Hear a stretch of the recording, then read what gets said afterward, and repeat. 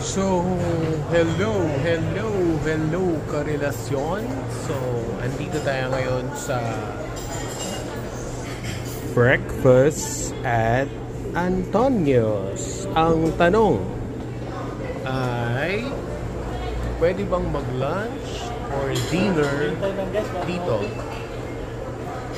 Okay? So, tanong ay, pwede bang mag-lunch or dinner sa breakfast at Antonio's? Tanangin natin si Mayet. Ano, Mayet? Pwede ba?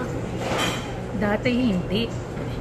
Kaya lang, nung na-realize nila, ay, paano yung mga call center na nagla-lunch paggabi at nagdi-dinner, nagbe-breakfast kapag dinner.